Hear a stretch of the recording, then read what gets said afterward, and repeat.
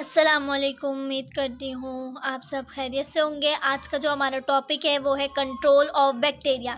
Bacteria को हम किस तरह कंट्रोल कर सकते हैं।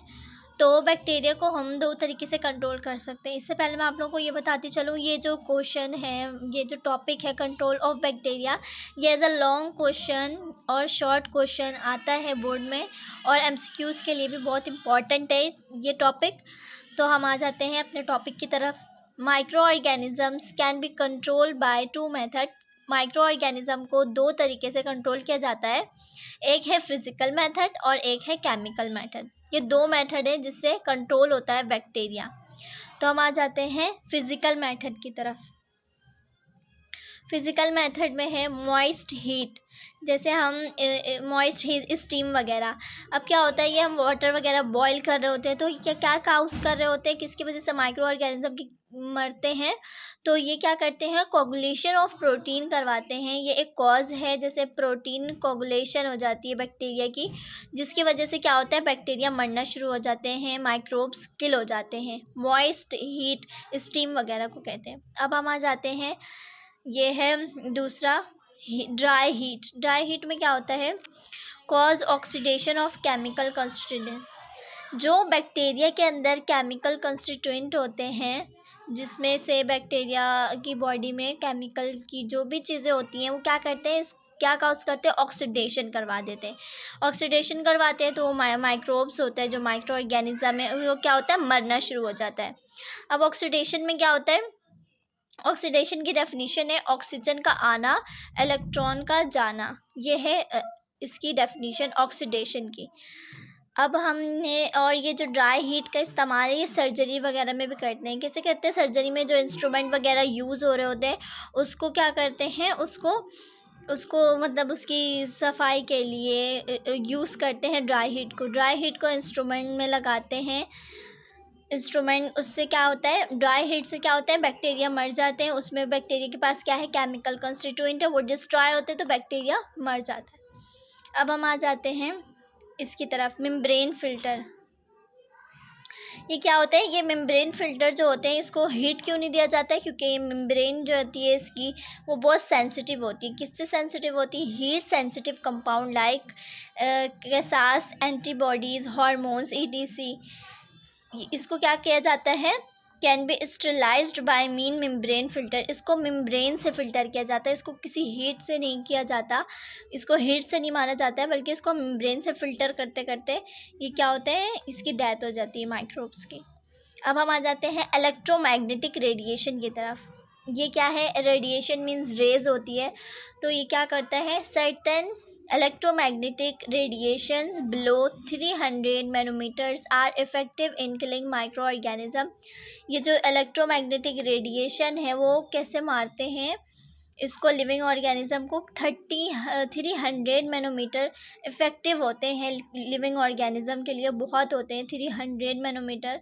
जनरल स्टरलाइज प्रोसेस होता है, जनरल यूज़ होता है स्टरलाइज। स्टरलाइज भी फ़िज़िकल मेथड को ही बोलते हैं, या फ़िज़िकल मेथड कह लें, या स्टरलाइजेशन कह लें, या स्टरलाइज कह लें, स्टरलाइज प्रोसेस कह लें, ये एक ही है, फ़िज़िकल मेथड और ये। अब हम आ जाते हैं इसके केमिकल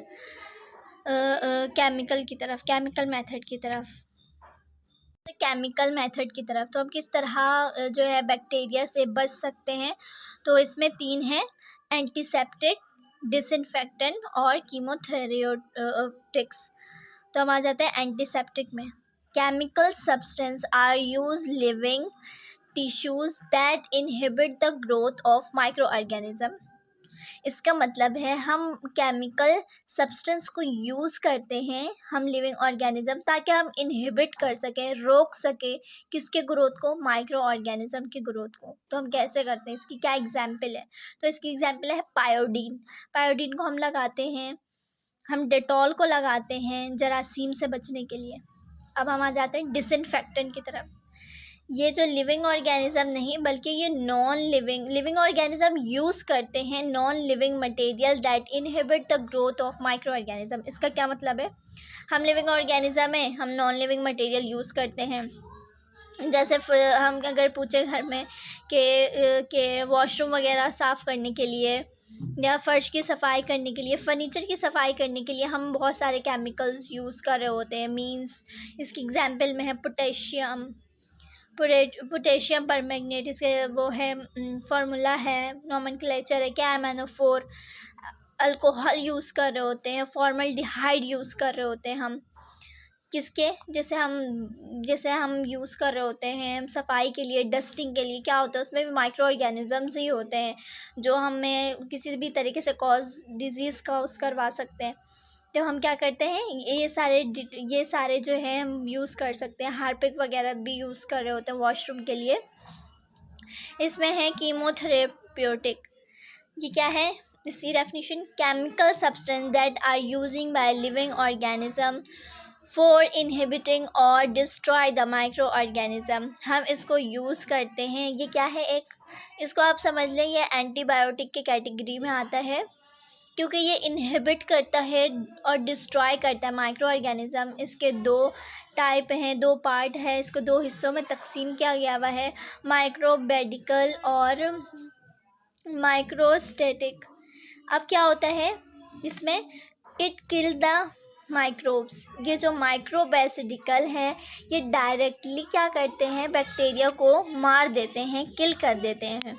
और जबकि जो ये है माइक्रोस्टेटिक, ये क्या करता है, इनहिबिट करता है ग्रोथ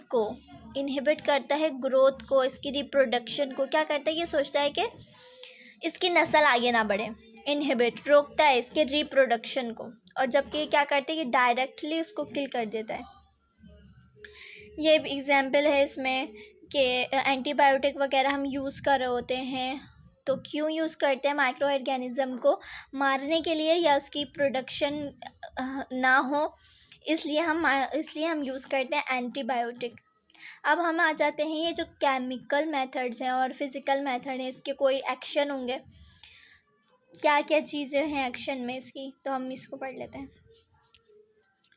मोड ऑफ एक्शन है, केमिकल भी है और फिज़िकल का भी है, कि क्या करते हैं ऐसा जो बैक्टीरिया डिस्ट्रॉय हो जाता है, मर जाता है बैक्टीरिया।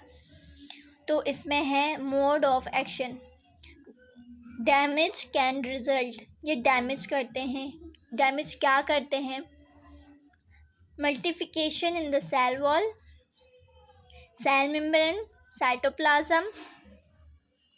साइटोप्लाज्मिक मेम्ब्रेन, एंजाइम और न्यूक्लिक एसिड।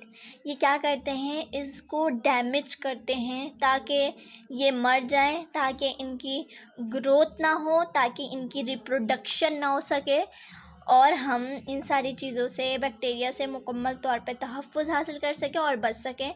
ये है इसके वो कि किस बैक्टीरिया की बॉडी में ऐसा क्या करता है, तो ये इसको डैमेज करते हैं, सेल वॉल को डैमेज करता है, सेल मेम्ब्रेन को करता है, साइटोप्लाज्मिक मेम्ब्रेन को करता है, एंजाइम को करता है, और न्यूक्लिक एसिड मीन DNA वगैरह को ये क्या करता है, मार देता है, ख़त्म कर देता है, डिस्ट्रॉय कर देता है। तो आज का हमारा टॉपिक है very important, control of bacteria. As a long question और शॉर्ट क्वेश्चन ये आता है, आपने ये लेक्चर भी उतारना है, ये बहुत इंपॉर्टेंट है, सारे मेन पॉइंट्स यहाँ लिखे हुए हैं। उम्मीद है मेरी आज की वीडियो आप लोगों को पसंद आई होगी। अगर मेरी वीडियो आप लोगों को अच्छी लगे तो लाइक करें, सब्सक्राइब करें। अस्सलाम वालेकुम।